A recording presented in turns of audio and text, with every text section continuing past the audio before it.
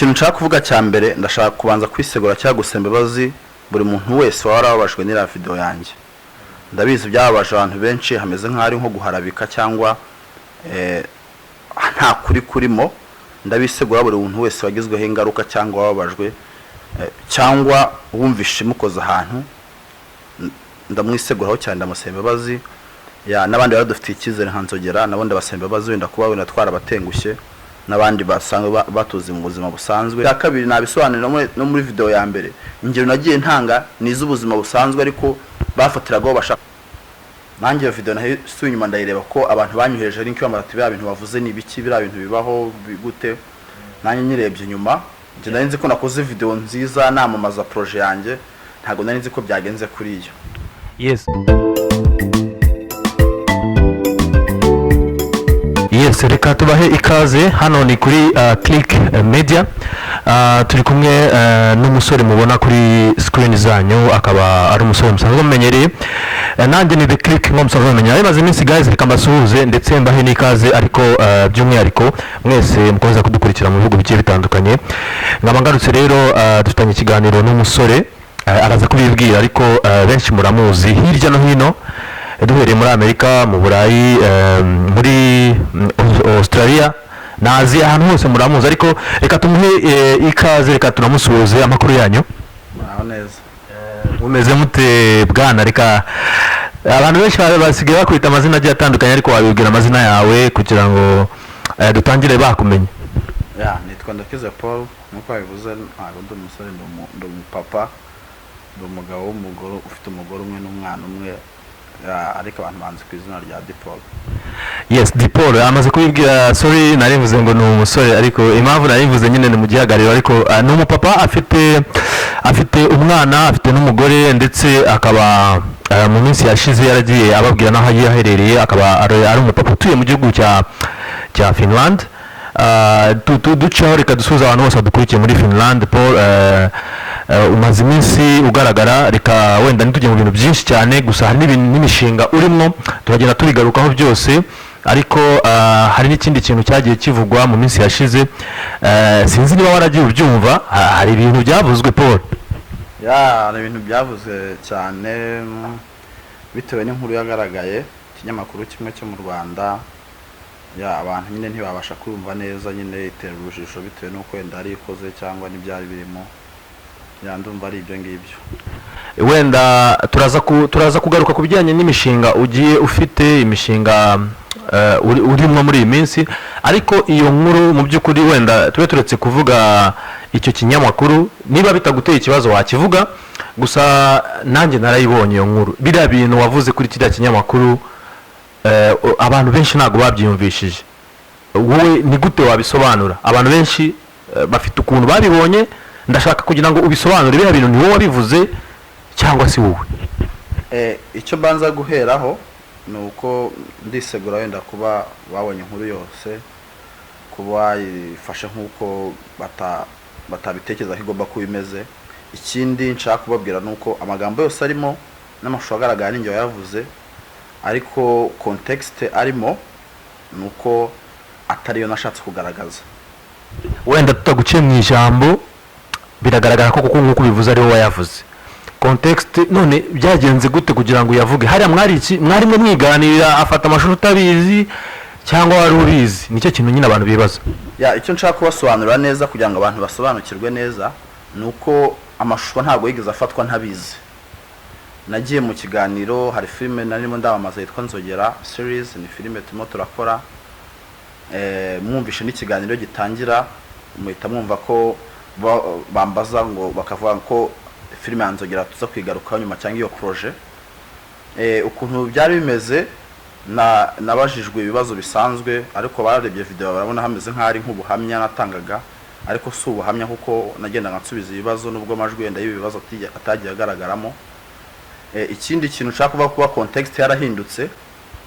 Nanjye iyo video nahise inyuma ndayireba ko abantu banyuheje link y'amarati bya bintu bavuze ni biki bira bintu bibaho bigute. Nanjye nyirebye nyuma nje nari nzi ko nakoze video nziza namamaza projet yanjye, ntago nari nzi ko byagenze kuri iyo. Yes, uravuze ko hari ibibazo yakubazaga naho ugasubiza, ariko nanjye ndebye video mbona ari nkaho abantu biyumvisha ntago biyumvishije ukuntu ujya imbere ukavuga ibintu byinshi cyane bimeze nkaho hari abantu uri kuvuga ahubwo bigaragaye ko utubwiye ko hari ibibazo bakubajije. Waduha nk'ingero kuko hari ahantu hagiye hagaragara ibintu ku bantu batarebye inkuru bimeze nkaho wibasiraga abantu batuye mu bihugu byo hanze harimo Burayi, Aziya na Amerika, ariko wowe uvuga ko hari ibibazo wasubizaga bigaragara ko we yabisibye. Urugero kugira ngo abantu biyumvishe amagambo amwe namwe aremereye nawe uzi yagiye agaruka muri comment yakoreshejwe muri audio na video, ariko yarasubizaga ibibazo wenda byabaye nka trick, ushaka kuba ko wenda bagutrickinze ukuntu. Ikintu cya mbere nshaka kuvuga nuko ntago nigeze nkorera video nka propaganda, ntago ngamije kwerekana abantu ko babaye mu Burayi cyangwa muri Aziya muri Amerika babayeho nabi cyangwa babayeho ubuzima bubi. Nta nubwo nkamije gukangura abantu ko batagomba kujyaho bumva bakeneye kujya bitewe naho ubuzima buberekeza. Hari nk'ahantu nagiye mbona muri video, hari ahantu bambajije ko ese ukigera mu Burayi kumenyera utaramenyera ntago ugira irungu, ntabwo wumvaga nyine umeze gute iminsi ya mbere, ntago ugira irungu ukabura hujya. Yes, twarabibonye ahantu bavugaga ko wahise twumvisha uvuga ko gusa hari irungu ko hari irungu ryinshi cyane kandi ko wumva nyine ukihagera washakaga kwitahira. N'undi mutwe w'ijambo tw'amagambo wirankuru bavuga ko ngo nageze mu Burayi nicuza impamvu nagiye. Rero umuntu yarambajije ko ntigeze ngira irungu, namubwira ati nagize irungu ryinshi nkihagera numva nifuje no gusubirayo. Nabibwanye kwa kundi utebye n'umuntu umubwira ati ngewe nagize irungu numva nifuje no gusubirayo kubera ko naburaga ahantu njya. Noneho we ikintu yakoze ntago yigeze afata ijambo rivuga ngo nagize irungu nifuza gusubirayo, ahubwo akirunga gakuramo agasigaza ijambo rivuga ngo negezeho nifuza gusubirayo. Bigaragara ko mu magambo yanjye haragiye akurwamo. N'ikindi kigaragara nuko ngiye n'umuri y'ama video muzabona ko zigiye zihuje, muzabona ko nagiye nsubiza ibibazo ariko amagambo y'ibibazo ntago arimo. Urundi rugero, hari aho yambaje ati se mu Burayi no muri Amerika n'ahandi hantu hose twumva ko ari nk'abantu batagira aho baba cyaba barya rimwe ku munsi. Ndamusubiza ati yego cyane, hari abantu batagira aho baba, hari abantu barya rimwe ku munsi. Noneho we akayita ku rugero akayita kuramo ahantu havuga ngo hari abantu, akayita asigaza gusana havuga ngo abantu, hari ayikuramo akayita asigaza ngo abantu barya rimwe ku munsi, abantu ntago bagira aho baba. Ariko context yayihinduye. Niba mbaje mu Burayi none agakuramo n'ikibazo kiwe, abantu bumva ko ari nka continuity ndimo navuga nko kuri Finland. Kandi babaga mbaje ku Burayi kamba ati se ku Burayi ko twumva ngo ari n'abantu batagira aho baba, ndavuga hari abantu batagira aho baba, hari abantu barya rimwe ku munsi, akatakuramo iyo hari n'ikibazo kiwe, agasigaza gusa ahantu bavuga ngo abantu barya rimwe ku munsi, abantu ntibagira aho baba. Umuntu abyumvise nk'uko ira video yakozwe wakumva ko abantu bameze nk'abo mu kuzimu. Kandi hanga ntago ari mu kuzimu n'ibigaragara byose, n'uzi development ya Europe cyangwa ya Amerika ntago ari mu kuzimu. Ariko ntago twakwengeza ngo ndiko kuvuga ngo hari ibindi bihugu wenda rwo muri Finland bitahaba, ariko hari ahandi hantu abantu wenda ku rugero batagira aho baba kandi mu Burayi cyangwa muri Amerika hari abantu bashobora kuba barya rimwe ku munsi, bamwe babona ku mihanda basabiriza. Nicyo urashaka kuvuga. Ariko niba mvuze ngo hari abantu agakubahura biyo hari hagasigara ijambo ritangira ngo abantu barya rimwe ku munsi, abari anje nabi byahise bigaragara ko navuze ko abantu bose barya rimwe ku munsi, abantu bose batagira aho baba kandi siko biri. Harimo n'ibindi bintu byinshi cyane wenda tutamenya uko yari yabajije. Hari nk'urugero hari nk'ahantu yagiye ku bintu bijyanye n'akazi. Abantu benshi batangiye kwandika muri commentaire ko ngo wowe ubwo watinye gukora ngo kubera ko ngo wavuze ko abantu ngo bahembwa dukeya ngo akabashirana. Hari aho byagenze gute kugira ngo bigera ahantu noneho akubaza nk'ikibazo akagisiba ukisanga noneho wavuze nk'ibintu kuriya? Kiriya kintu nashatse kuvuga hariya, nashatse kugaragaza ko ntabwo ahantu hose ugeze niyo yaba ari mu Rwanda uvuye mu cyaro ugera i Kigali ukahita ubona akazi. Namubwiye ko icyambere bisaba kwiga ururimi, nk'uko undi muntu ashaka kuva mu Bugande akajya mu Rwanda bisaba ko abanza kumenya Ikinyarwanda kugira ngo abashe gukora n'ako kazi gasanzwe. Namubwiye ko umuntu hano abanza kwiga ururimi ariko agashaka akazi gaciriritse kugenda wiga ukakabona. Birabyo kuvuga ngo gukoropa n'iki, namuhaga nk'ingero kushobora gukoropa, urumva mu gihe undi muri ururimi na occupation n'iki, nk'uko mu Rwanda nabo babikora. Nk'uko mu Rwanda ushobora gusanga uri umureceptionist cyangwa ukora iki.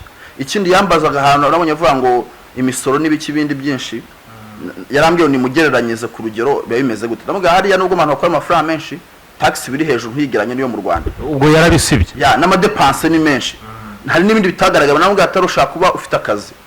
Ku rugero urishyura inzu ihenze, wenda ufite imodoka irayishyura iyo misoro, urishyura assurance, urishyura essence, n'andi ma activity wenda ufite n'abandi bantu muri famille ufasha wenda muri Afrika cyangwa ahandi hehe ibyo ntibigaragaramo ariko akahita afata wenda kurugira akahita afata agace gato sinzi niba ari uburyo bwa edit bwawo cyangwa niba ari ubundi buryo bwo gushaka abantu bari burebe inkuru kugira ngo batire attention nabyo bigaragaramo. Ikindi cya kabiri nubwo navuzemo biri ako yambajije kuri ibyo bibi kote negatifu harimo na kote positive mu nkuru ya mbere nta bigaragaramo. Ushaka kubona umuntu ko abantu nko muri Finland abantu bigira ubuntu abantu bivuza security ibintu nk'ibyo bitandukanye birahari ariko kote positive we ntigeze yifuza kwishiraho. Ese ubundi ko tubona inkuru ya mbere yabanje ari ibintu biri negative mwe mukora inkuru icyabanje cyari iki?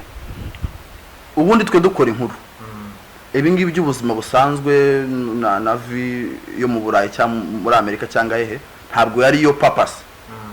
Ingi yari nka introduction itagomba no kumara iminota 3. Purpose yari ukwamamaza film twatimo turakora. Twabonye atarayishize nko mu kiganiro cya mbere. None nikigaragara si mu kiganiro cya mbere gusa n'ikiganiro cya kabiri kuko nakoranye n'umukinyi wanjye nawe uri makina muri iyo film wacu tumo turakorana ntabwo agaragaramo nta nahantu ntegeza kuzamubona muri interview ketse nijyaho nyuma kandi niyo yari purpose. Urumva rero wagiye kugiye kwamamaza inkuru bagahindura umutwe w'amagambo ngo yicuje impamvu ngo yabanje gukoropa banje kugira gute nabonye uri umutwe w'amagambo nawe numva nyine uwo ari wese yawudutaho. Hari n'abantu bategeje wenda ko ndi umusazi cyangwa wenda ntanahaba. Hari n'abamwe nabonye amakomenti bavuga ati umuntu ashobora kuba wenda n'ikigarata haba aba wenda yibera nk'andi hantu tutazi. Yacu cyangwa intego yacu yari ukwamamaza film. We afata icyo kiganiro cyose aragikurura akuramo ibyo ashaka agumizamo ibyo ashaka arangije kugira ngo inkuru yirebwe. Wenda niho bacuriza nabo bacuza kuri YouTube bacuza kuri ama views ariko ntabwo natekereje uburyo wenda umuntu ashaka gukora nk'ira nkuru kuko ngiye n'ikimenyimenyi iyo umuntu agukoreye nk'inkuru nka kuri igihe ahita gukora share yamaze kwa uploading nta share yigeze nkorera.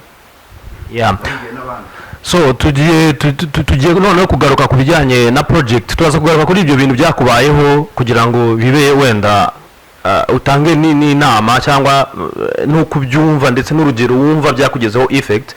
Turaza kugaruka kuri project mu by'ukuri yari kujyanye kugira ngo n'ibyo byose bijye kubaho ariko kuko byaba no ku bantu bandi bagiye batandukanye ibijyanye na media bimaze gutera imbere abantu bagenda bagana media cyane. Turaza kubigarukaho tugaruke no kuri project yawe.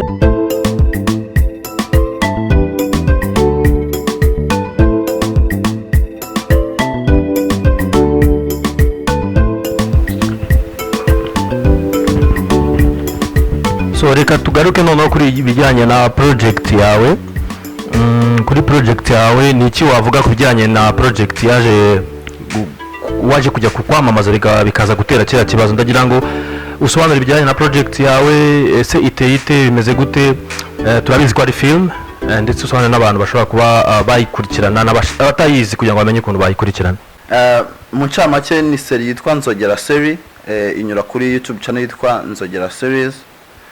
Ni film ivuga ku buzima ni film ikozwe kinyafrika muri genre ya comedy mu buryo bwa comedy igaragaza ubuzima bwa kinyafrika mu Rwanda aho mama mu cyaro ariko afite abahungu baba mu mujyi babana harimo umuhungu mukuru bari umuntu nyine umuseriye uri responsable ariko bari umuntu nawe baramunaniye bamwe bamutesha umutwe abandi bamwe yoyabwenge biba bagira gute.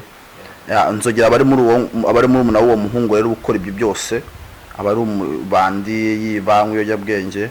Ni film nziza cyane abantu bazayikunda. Ni film igiye kirekire ubu ngubu kuri YouTube tugeze kuri episode ya 6 ariko tumaze gukina nyinshi cyane. Nshaka no kwizeza abantu nagiye mbora amakomenti abantu bavuga ko wenda bashobora kuba bafite impungenge ko ishobora kuzarangira vuba ko film yatangira kuyikunda bakahita bayibura.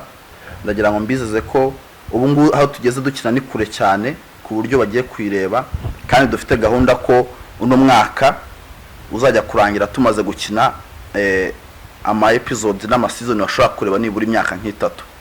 Urumva tutabaremo n'umwaka utako tuzakomeza dukina ko nibura tumo turapanga ko ari film bazareba binadukundiye bishobora no kujya no mu myaka 10 bakireba. Mbese tuzakora uko dushoboye kose kandi nubwo wenda kwamamaza abantu batarayimenya cyane bose ariko twizeye ko abayirebye turabizi bahita bayikunda kandi twizeye ko n'abandi bantu bazagenda bimenya kugira ngo bose babashe kuryoherwa. Yes, reka mbwire abari badukurikiye ko abadukurikiye none ko bashaka kujya kuri nzogera series niko yitwa kuri YouTube ndetse bakareba n'uduce tumaze kugeraho dore ko udusezeranyije ko hari n'ibindi bice byinshi bizaza nyuma yaho. So ibyakubayeho rero reka tubigarukeho. Hari abantu batanze ama comments menshi bavuga ngo bashaka kubasaba imbabazi abandi ariko bakeneye no kumenya ubabwire kuko ni experience yakubayeho. Ndagira ngo nabo ubagire n'inama kubyakubayeho kugira ngo abantu bose bamenye ko ibintu uko babibona atari ko biba bimeze, bajye bamenya niyo bagiye kuri YouTube runaka ikinyamakuru runaka bamenye ko bari abantu nabo bafite ukuntu bakora. Wowe kubyo wabonye utanga inama kugira ngo nahatagira n'undi muntu uzagwa muri uwo mutego. Ikintu nshaka kuvuga cya mbere ndashaka kubanza kwisegura cyangwa gusaba imbabazi buri muntu wese warababajwe n'ira video yanjye. Ndabizi byababaje abantu benshi hameze nk'ari nko guharabika cyangwa nta kuri kurimo. Ndabisegura buri muntu wese wagizweho ingaruka cyangwa wababajwe cyangwa wumvishe mukoze ahantu, ndamwiseguraho cyane ndamusaba imbabazi. N'abandi baradufitiye icyizere nkanzogera nabo ndabasaba imbabazi wenda kuba wenda twarabatengushye n'abandi basanzwe batuzi mu buzima busanzwe. Gusa inama nashaka gutanga nuko abantu bagomba kwitonda cyane. Nanjye ubu ngubu byampaye isomo ntabwo nari mbizi, gusa ntabwo ari kubitekereza. Hari igihe ugenda ufite impamvu imwe undi nawe mugiye guhura afite indi mpamvu. Cyane cyane muzakunda kubona ku ma YouTube menshi titre umutwe w'inkuru ntabwo ubuhuye n'inkuru bwayo, kandi abantu bamaze kumenya ko inkuru mbi ari zo abantu bareba. Ntabwo uzapfa kubona inkuru nziza kuri YouTube cyangwa inkuru ivuga ibintu byiza abantu bayireba, ariko ya nkuru bashizeho gutyo yarapfuye arazuka abazimu bamuvuye mu nda imbwa zaturutse mu nda ziruka, inkuru nk'izo ngizo kuko bazi ko ari zo abantu bagirira amatsiko bagerageza uburyo bwose ari uko bazikora kugira ngo kuko nabo niho binjiriza y'abantu bayirebye cyane nibwo bucuruzi bwabo, bagerageza uburyo bwose inkuru mbi ariyo bareba. Rero abantu nababwira no kwitonda, wenda byose nabimenye mbere nanjye wenda mbashe kwitonda menye wenda uko bizagenda nyuma. Nahagombye wenda kuba nanjye ari izindi ngamba nakoze cyangwa sinkoreye interview. Gusa ndagira abantu inama n'abandi bantu bafite ama YouTube channel abandi banyamakuru bagize gute, please nyaboneka kunguka ni byiza no gutera imbere ni byiza, ariko habayemo ubufatanye, habayemo atari uguharabika, atabayemo kwikunda cyane ngo wumve umuntu aruswe n'ibyo wenda uzabona amaho ngaho bitandukanye. Ikindi nuko abantu bakagombye gushishoza bakareba isi inkuru koko iravuga ukuri, isi inkuru wabivuze agambira iki, isi inkuru koko umuntu wayitangaje koko ibi nibyo yatangaje. Abantu benshi bavuze ko ngo wabeshye. Abantu nyine bose benshi cyangwa barebye inkuru hafi ya bose bavuze ko nabeshye, ariko abantu bakajya kwibaza ngo si inkuru koko ibi nibyo yatangaje. Navati nibyo yatangaje, nabonye video ariko nira video urabona ko utuntu tuguce biziye zifatanye, ubona ijambo risimuka katubona agiye nko kwandi ari ama video bagiye bahuje. Kisa abantu batibaza ngo ese hagati aho ngo nta jambo ririmo.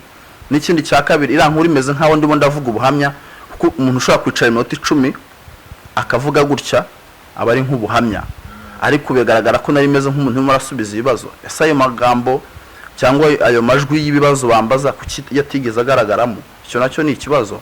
Gusa ntabwo nshaka kubleminga umunyamakuru, nta nubwo nshaka kubyinjiramo cyane, ibyo ni ibyiwe. Gusa nashaka kubwira abandi bantu bose ko bagomba kwitonda, n'abanyamakuru barenge kuba abanyamwuga babe n'abagire n'ubumuntu banireba ubwabo ariko barebe n'abandi. Kandi ikindi kintu ntabwo nari ngambiriye guharabika, nubwo abantu bende bavuga ngo nsembabazi nazisabye yego, ariko abantu uzakurikiranira nkuru niza kayisesengura. Ndabizi umuntu wese usesengura azabona ko nkuru hari ikindi kintu kibura. N'ikimenyimenyi igice cya kabiri cyarasohotse harimo ibyiza, ahantu niyo haba gute ntabwo habura ibyiza. None se kuki ibyiza bitaje bifatanye n'ibya mbere. Ikindi abantu bavuga ko uriya wasubiye kubera pressure, wababwira iki? Pressure gusubira kubera pressure ugasubiraho n'imyenda imwe n'amashanete n'ibiki.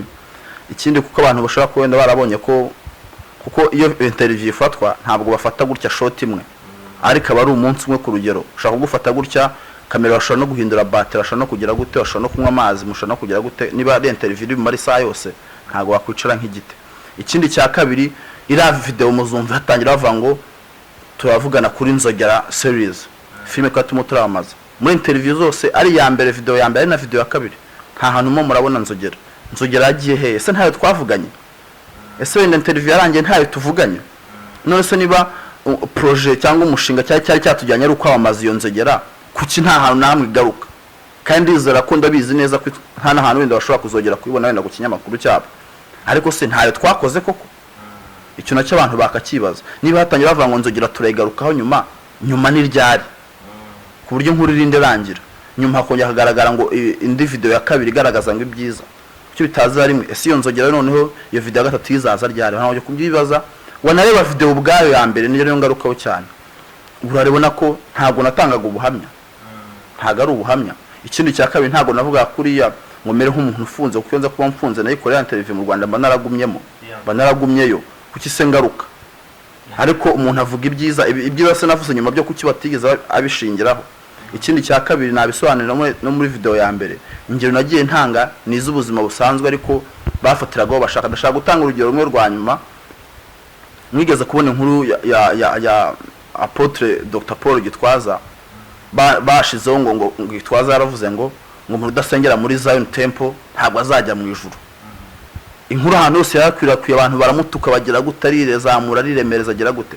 Ariko yavuze ngo mu rusengero avuga ngo atanga urugero avuga ngo nk'ubu umuntu akicara akavuga ngo umuntu udasengera muri Zion Temple ntabwo azajya mu ijuru. Bakupa ibintu byose bibanje bafatira handi havuga ngo umuntu udasengera muri Zion Temple ntabwo azajya mu ijuru. Umuntu wese ubyumvisha yumvishe ko Gitwaza kuko bumvaga ari ijuru rye, bakabona ni video ye, bumva ko Gitwaza ari umuhemu, ari umuntu wiyemera, ari umuntu ugira gute. Ariko abantu bose bazi ukuri babonye ko video ishobora gufatirwa ahantu bitewe nuko umuntu ashaka kugaragaza iyo nkuru n'icyo agambiriye akabikora. Rero inama nagira abantu bitwararike. Ikindi n'abanyamakuru n'abandi bose bakora kuri social media mu bitangazamakuru n'ubuki, nyaboneka bajye bakora ibintu biri professional kandi birimo n'ubumuntu, birenge kuba professional bijemo ubumuntu. Ikindi cyanyuma nshaka kuvuga ndisegura kandi bwa kabiri ku muntu wese ira video yagizeho ingaruka cyababaje, ndamusaba imbabazi uwo ari wo wese ahereye hose, yaba ari mu Burayi yaba ari muri Afrika. Ntago nari ngambiye gukora propaganda, nta nubwo nari ngambire gusebya abantu cyangwa kwangisha abantu ahantu cyangwa kwerekana ko abantu babayeho ubuzima bubi. Ntago ari cyo nari ngambiriye, ahubwo nyine nashaka kugaragaza neza ukuri kuya n'undi muntu wari wese uzakora interview cyangwa uzagira ikindi kintu agaragaza azitwararike. Murakoze.